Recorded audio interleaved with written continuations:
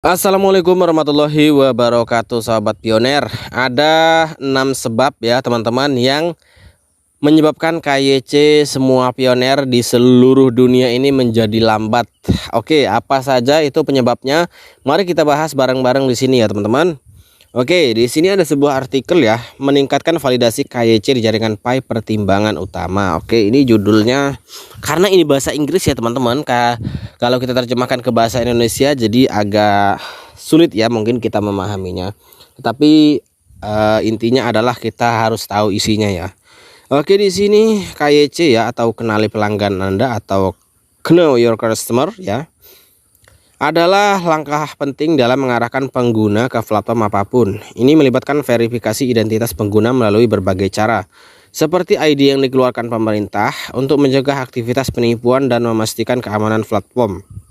Pi, mata uang digital baru, tidak terkecuali. Namun sejak diluncurkan banyak perintis yang belum diundang untuk KYC yang menyebabkan frustasi dan kebingungan di masyarakat. Oke, saya tanya ya kepada teman-teman pioner semua, apakah kalian masih tetap semangat klik petir walaupun belum mendapatkan undangan KYC? Saya harap teman-teman pioner masih semangat ya. Karena banyak teman-teman pioner kita yang bertumbangan ya. Karena ada beberapa sebab ya. Satu, karena tidak mendapatkan undangan KYC. Kedua, karena belum open minded ya teman-teman. Jadi saya rasa dua itu ya yang membuat teman-teman pioner kita menjadi bertumbangan, akhirnya tidak klik petir lagi ya. Nggak apa-apa ya teman-teman. Kemudian tim inti Pi yang bertanggung jawab atas pengembangan Pi telah berupaya meningkatkan proses KYC untuk memperluasnya ke lebih banyak perintis dan memastikan keakuratan dan keamanan hasil. Mereka telah membuat kemajuan yang signifikan sejak pembaruan terakhir mereka pada bulan Juli, termasuk otomatisasi mesin yang lebih baik pada penyamaran dokumen ID, kemudian membuat sistem untuk menganalisis kualitas kerja validator manusia, mengoptimalkan efisiensi kerja validator, kemudian meningkatkan efisiensi infrastruktur aplikasi KYC, dan membuat proses teknis untuk menganalisis ya corong KYC dan membuka blokir aplikasi yang macet. Oke, di sini namun ya masih banyak perintis yang belum diundang untuk KYC meskipun telah dilakukan perbaikan oleh tim inti. Alasannya beragam ya. Di sini ada beberapa alasannya ya teman-teman. Beragam dan kompleks, tetapi beberapa faktor yang mungkin termasuk keterbatasan aplikasi KYC, kemudian volume aplikasi yang diterima, dan kebutuhan untuk memprioritaskan negara atau wilayah tertentu untuk KYC. Oke, kita masuk ke intinya teman-teman. Di sini ada beberapa faktor ya yang mempengaruhi proses KYC di jaringan Pi.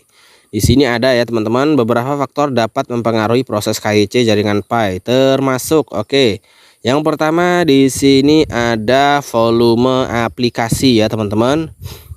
Di sini seiring bertambahnya jumlah orang yang mengajukan KYC, waktu yang diperlukan untuk memverifikasi identitas setiap perintis juga meningkat. Ini dapat mengakibatkan tumpukan aplikasi dan prosesnya mungkin memakan waktu lebih lama dari yang diharapkan. Nah ini ya teman-teman, karena saking banyak teman-teman pioner yang mendapatkan undangan KYC ya, akhirnya mungkin servernya down ya, bisa jadi ya teman-teman, atau mungkin terjadi banyak antrian ya teman-teman ya.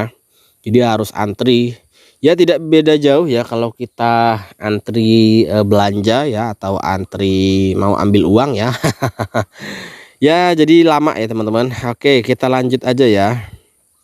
Kemudian yang kedua adalah ketersediaan validator. Nah ini validator ini masih menjadi pertimbangan juga ya. Validator bertanggung jawab untuk memverifikasi informasi yang diberikan oleh perintis selama proses KYC. Jika tidak tersedia cukup validator, prosesnya mungkin memakan waktu lebih lama atau beberapa perintis mungkin tidak dapat menyelesaikan proses KYC. Nah ini ya teman-teman. Jadi saya mohon kepada teman-teman yang sudah lolos KYC, harap untuk menjadi validator ya teman-teman ya. Jadi supaya teman-teman pionir kita ini khususnya di Indonesia supaya cepat KYC-nya ya teman-teman. Kalau kita tidak KYC, kasihan ya yang belum mendapatkan undangan KYC, akhirnya mereka putus asa ya, akhirnya males klik petir ya, udah nunggu open minded lama ya, terus KYC-nya juga lama. Aduh, ini seandainya ya teman-teman para teman-teman pioner ini bisa protes ya ke Kortim, mungkin sudah di demo ya. Oke, kita lanjut aja ya. Kemudian yang ketiga, kualitas pengajuan ya. Kualitas informasi yang diberikan oleh pelopor selama proses KYC dapat mempengaruhi kecepatan dan keakuratan proses verifikasi. Jika informasi yang diberikan tidak lengkap atau salah, mungkin diperlukan waktu lebih lama untuk memverifikasi identitas perintis. Oke, nah jadi di sini kualitas pengajuan yang dimaksud di sini adalah mungkin ketika kalian mengajukan atau memfoto ya, biasanya foto identitasnya agak buram ya, kemudian kadang kameranya agak blur juga ya, itu kadang jadi masalah juga ya teman-teman ya. Kemudian yang keempat adalah di sini negara atau wilayah ya. Negara atau wilayah tertentu mungkin memerlukan langkah verifikasi tambahan atau memiliki peraturan yang lebih ketat terkait KYC. Hal ini dapat mengakibatkan proses yang lebih rumit dan memakan waktu bagi perintis di bidang tersebut. Oke, jadi regulasi di negara tertentu ini bisa menjadi hambatan juga ya teman-teman ya. Ya mungkin begitu ya teman-teman. Regulasi ini jadi penghalang juga ya, mungkin. Karena setiap negara kan tentu peraturannya berbeda-beda ya teman-teman ya. Kita tetap harus menghormati ya teman-teman ya. Oke, kemudian di sini yang kelima, batasan teknis. Oke, batasan teknis aplikasi KYC.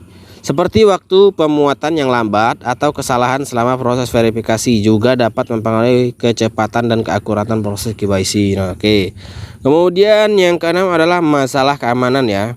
Di sini memastikan keselamatan dan keamanan ekosistem jaringan Pi adalah prioritas utama tim inti. Oleh karena itu, tindakan tambahan dapat diambil untuk memverifikasi identitas perintis guna mencegah aktivitas penipuan atau pembuatan akun palsu.